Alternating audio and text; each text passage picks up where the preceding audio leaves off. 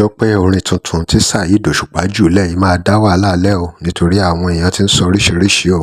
Àwọn èèyàn ti ń compare orin Saheed Òṣùpá tuntun yìí, wọ́n ti ń compare sí orin wèrè la fi wo wèrè tí Táyé Currency kọ fún Olúbàdàn lọ́jọ́ sí ẹ̀yìn èèyàn wa. Kódà lọ́tún lósì làwọn èèyàn ń béèrè pé ibo lòṣùpá lọ lọ́jọ́ tí wọ́n wúyè fún Olúbàdàn tó ṣayẹyẹ ìfinijoyè Olúbàdàn, kí ló ṣẹlẹ̀ tí ò fi wá. Ẹ wò àwọn èèyàn wa, oríṣiríṣi ni wọ́n sọ o. Irú orin wo ló kọ, báwo ló ṣe kọ? Kódà àwọn èèyàn ń pe orin yẹn ní orin lọ́balọ́ba fún ọba, fún kábíyèsí. Ẹ̀bùn láre o ẹ̀yin èèyàn wa. Kódà ẹ rí ìdí tí wọ́n ṣe ń pe Saheed Òṣùpá ní ọba orin. Ẹ gbọ́ gbogbo ohun tó ṣẹlẹ̀, ẹ gbọ́ gbogbo orin tó kọ nínú fọ́nrán. Kódà àwọn kan ń béèrè pé kí ni táìtù orin àfi bí ẹni pé ó ti ṣe sínú fọ́nrán ni, ó ti ṣe gẹ́gẹ́ bí ábọ̀mù jáde. Ẹ gbọ́ ẹ̀kúnrẹ́rẹ́ lẹ́nu ọba orin, kẹ́ ẹ gbọ́ orin ọba tó kọ fún àwọn lọ́balọ́ba, pàápàá fún Olúbàdàn tó ṣẹ̀ṣẹ̀ joyè. Oyin lọba lágbàwí ẹ̀dá tá a bá ṣe sùúrù, òun gangan lolùgbèjà ẹ̀dá tá a bá ṣe sùúrù, òun gangan lolùgbèjà ẹ̀dá tá a bá ṣe sùúrù, agbòròdùn ẹ̀dá tá a bá ṣe sùúrù. Pàrẹ́ ń tó gbẹ̀tọ́, ẹ̀tọ́ oní ẹ̀tọ́, ẹ̀sọ́ bẹ́ni tó lè tọ́, ẹni kò má jà kó yọ̀ǹda ẹ̀fọ́ lọ́hùn, ẹni kò má jà kó yọ̀ǹda ẹ̀fọ́ lọ́hùn. Saheed bárẹ́ni tó gbẹ̀tọ́, ẹ̀tọ́ oní ẹ̀tọ́, ẹ̀sọ́ bẹ́ni tó lè tọ́, ẹni kò má jà kó yọ̀ǹda ẹ̀fọ́ lọ́hùn, ẹni kò má jà kó yọ̀ǹda ẹ̀fọ́ lọ́hùn. Ọlọ́run lọ́ba lágbàwí ẹ̀dá tá a bá ṣe sùúrù, òun gangan lolùgbèjà ẹ̀dá tá a bá ṣe sùúrù.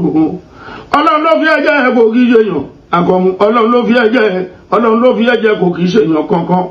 Ó díje fúnpò gómìnà, ìbò olúlo ṣì èlé, wọ́n dìbò wọn gbé sípò tán Ìbàdàn pẹ́ o má sí wọn, ọlọ́tẹ̀ ọjọ́ ráyè ṣe. Ọlọ́run ló fi ẹ̀jẹ̀ kò kì í ṣèyàn kankan.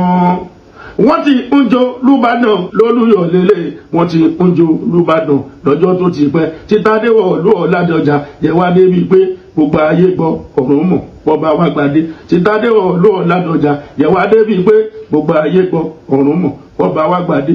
Lọ́ba mọ́jọ́yè lọ́wọ́ ayẹ̀ wá sí gbogbo ẹni tí gba ojú ti mọ̀ lọ́wọ́ pọ́n wọn lé. Lọ́ba mọ́jọ́yè lọ́wọ́ ayẹ̀ wá sí gbogbo ẹni. Òun gangan lolùgbèjà ẹ̀dá tá a bá ṣe sùúrù, òun gangan lolùgbèjà ẹ̀dá tá a bá ṣe sùúrù, agbòròdùn ẹ̀dá tá a bá ṣe sùúrù. Pàrẹ́ ń tó gbẹ̀tọ́, ẹ̀tọ́ oní ẹ̀tọ́, ẹ̀sọ́ bẹ́ni tó lè tọ́, ẹni kò má jà kó yọ̀ǹda ẹ̀fọ́ lọ́hùn, ẹni kò má jà kó yọ̀ǹda ẹ̀fọ́ lọ́hùn. Saheed bárẹ́ni tó gbẹ̀tọ́, ẹ̀tọ́ oní ẹ̀tọ́, ẹ̀sọ́ bẹ́ni tó lè tọ́, ẹni kò má jà kó yọ̀ǹda ẹ̀fọ́ lọ́hùn, ẹni kò má jà kó yọ̀ǹda ẹ̀fọ́ lọ́hùn. Ọlọ́run lọ́ba lágbàwí ẹ̀dá tá a bá ṣe sùúrù, òun gangan lolùgbèjà ẹ̀dá tá a bá ṣe sùúrù. Ọlọ́run ló fi ẹ̀jẹ̀ ẹ̀ kò kì í ṣèyàn àkọ́hún, ọlọ́run ló fi ẹ̀jẹ̀ kò kì í ṣèyàn kankan. Ó díje fúnpò gómìnà, ìbò olúlo ṣì èlé, wọ́n dìbò wọn gbé sípò tán Ìbàdàn pẹ́ o má sí wọn, ọlọ́tẹ̀ ọjọ́ ráyè ṣe. Ọlọ́run ló fi ẹ̀jẹ̀ kò kì í ṣèyàn kankan.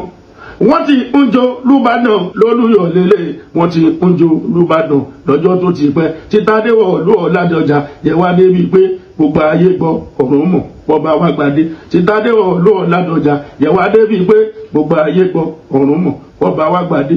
Lọ́ba mọ́jọ́yè lọ́wọ́ ayẹ̀ wá sí gbogbo ẹni tí gba ojú ti mọ̀ lọ́wọ́ pọ́n wọn lé. Lọ́ba mọ́jọ́yè lọ́wọ́ ayẹ̀ wá sí. Ẹ jẹ́ gbọ́dọ̀ lára nǹkan tí àwọn èèyàn sọ nígbà tí wọ́n gbọ́rin tuntun lẹ́nu Saheed Òṣùpá fún Olúbàdàn. But why didn't he come for the coronation? Queen Kuchon ló sọ̀rọ̀ yìí. Ọlámípọ̀sí ní King of Music Saheed Òṣùpá, he will not die young, the mighty name of Allah. Ajọ́rọ̀ rẹ̀ ní who can tell me to stop liking Saheed Òṣùpá? Mr. Kwara ní àgbákùnrin Tuale ọba orin. Cleric Musbah ní kíni title ẹ̀? Ó ní please title. Miss Esther ní 100% sir, right on sir. Salamu Wasiu ní Lord Music in general. Arise and Shine ní Lord of Music. Sedon Moses King of Music, Lord of Music totally. Àwọn èèyàn pọ̀ tí wọ́n kì í Saheed Òṣùpá lọ́tún lósì. Kódà èèyàn kan bí ó ní ló bá fi ọgbọ́n ló ṣàfitá sí wèrè láfi wèrè.